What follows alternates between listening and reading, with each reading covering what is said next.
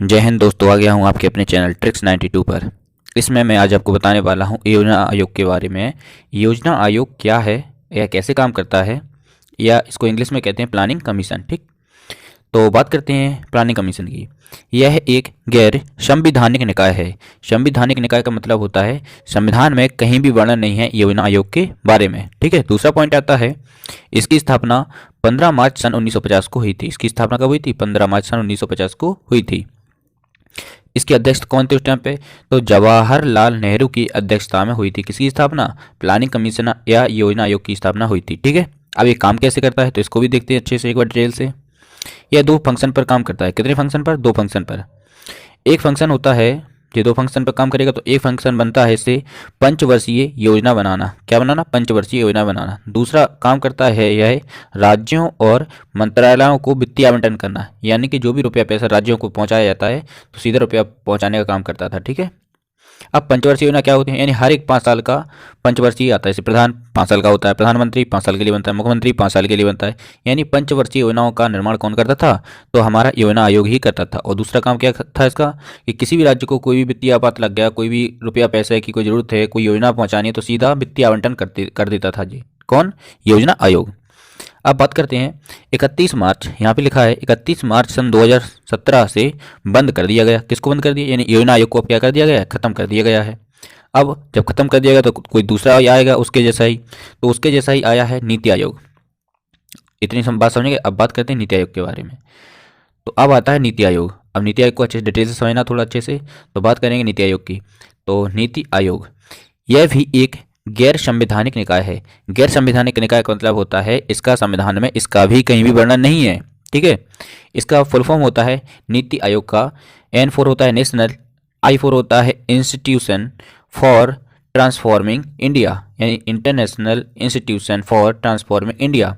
हिंदी में इसको कहते हैं राष्ट्रीय भारत परिवर्तन संस्थान। कभी कभी इनका फुल फॉर्म भी पूछ लेते हैं हिंदी और इंग्लिश में। ठीक है, तो इसको अच्छे से एक बार नोट डाउन करना। और अब बात करते हैं इसके पॉइंटों की। इसकी स्थापना कब हुई थी? तो इसकी स्थापना 1 जनवरी सन 2015 को हुई थी। कब हुई थी? 1 जनवरी सन 2015 को हुई थी। मुख्यालय कहाँ बनाया गया था? मुख्यालय दिल्ली में बनाया गया था। अब ये काम क्या करता है? तो भारत सरकार का मुख्य थिंक टैंक है। थिंक माना होता है सोचने समझने का काम करेगा, यानी ये कुछ नहीं कर सकता, खाली सोचने समझ के सरकार को सलाह देता है। ठीक है, ऐसे समझ लेना। तो थिंक टैंक है कौन? नीति आयोग, भारत सरकार का। आगे देखते हैं। इस आयोग का प्राथमिक कार्य है सामाजिक व आर्थिक मुद्दों पर सरकार को सलाह देने का काम करता है। कौन? नीति आयोग। ताकि सरकार ऐसी योजनाओं का निर्माण करे जो लोगों के हित में हो। ठीक है, यानी सरकार ऐसी योजना बनाए कि जो लोगों के हित में हो। यानी ये सब काम कौन करता है? तो यह हमारा करता है नीति आयोग। नीति आयोग का काम क्या है? सरकार को सोच समझकर कोई अच्छी अच्छी योजनाएं बताना। ठीक है, और अब आगे बात करते हैं अपने।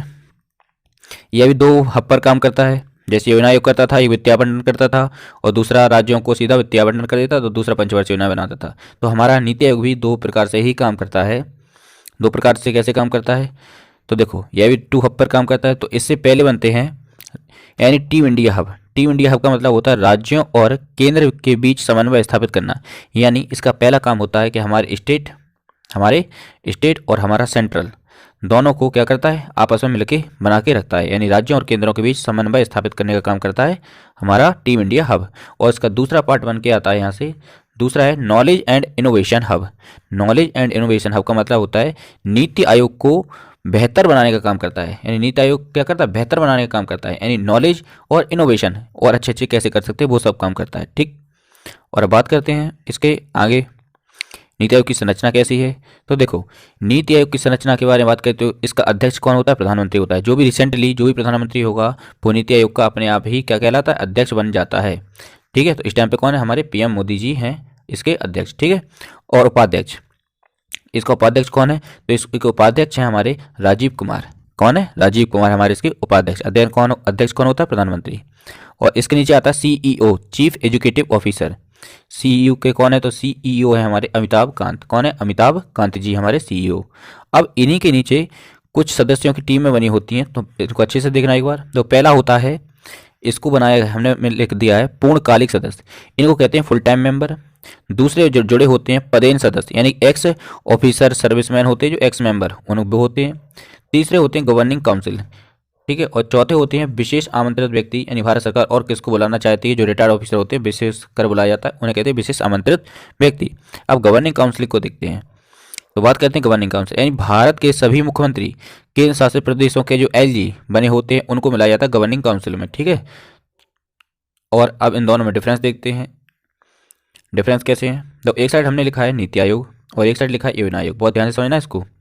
तो नीति आयोग काम क्या करता है, बॉटम टू टॉप अप्रोच, यानी बॉटम टू टॉप अप्रोच का मतलब होता है जैसे हमारा ये भारत का नक्शा बना हुआ है, मान के चल लो ऐसा बना हुआ है, ठीक है, ऐसे भारत का जो मैप बना हुआ है।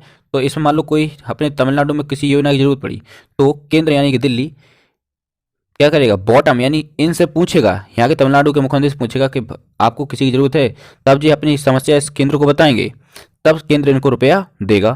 पहले क्या होता था, सीधा केंद्र यानी ऊपर दिल्ली सीधे राज्यों को क्या कर देता, वित्तीय आवंटन कर देता। इससे क्या बहुत ज़्यादा घोटाले होते थे। यानी कि बॉटम टू टॉप अप्रोच, यानी नीचे से पहले पूरी बातें सुनी जाएंगी फिर आपको रुपया दिया जाएगा, अच्छा काम है। और इसमें क्या होता था, टॉप टू बॉटम अप्रोच, यानी सीधा केंद्र ने क्या कर दिया, रुपया पटक दिया है किसी राज्य को और भाई देख लो अपने काम से काम निकाल दो, ठीक है। तो ऐसा होता था इसमें। तो अब ये गलत होता था क्योंकि इसमें बहुत ज़्यादा करप्शन बढ़ गया था। दूसरा क्या होता है, राज्यों की भूमिका प्राथमिक, यानी नीति आयोग में क्या होता है कि पहले राज्यों को देखा जाएगा, बाद में रुपया आपको दिया जाएगा उसी के हिसाब से, यानी राज्यों की भूमिका अहम बताई गई है। और इसमें ऐसा कहीं कुछ नहीं था, आप तो रुपया ले जाओ, काम हो रहा है नहीं हो रहा है कोई देखने वाला नहीं था, ठीक है। और अब बात करते हैं अपने थर्ड पॉइंट की। थर्ड पॉइंट क्या कहलाता है, थर्ड पॉइंट है नीति आयोग कोई भी वित्तीय आवंटन नहीं करता है, यानी नीति आयोग कोई भी वित्तीय आवंटन नहीं करता है, यह सब फाइनेंस मिनिस्टर हैं वो करते हैं, ठीक है। और यह क्या करता था, यह वित्तीय आवंटन करता था। तो दोस्तों अगर यह वीडियो आपको अच्छी लगी है, आपके लिए थोड़ी भी अगर हेल्पफुल है, तो आपके अपना चैनल है ट्रिक्स 92, इसको सब्सक्राइब जरूर कर लें। और ऐसे ही मज़ेदार ट्रिक्स और वीडियो देखने के लिए इसकी प्लेलिस्ट में जाकर बहुत सारे वीडियो डाल दिए गए हैं, तो उनको भी आप एक बार देख सकते हैं। थैंक यू, जय हिंद।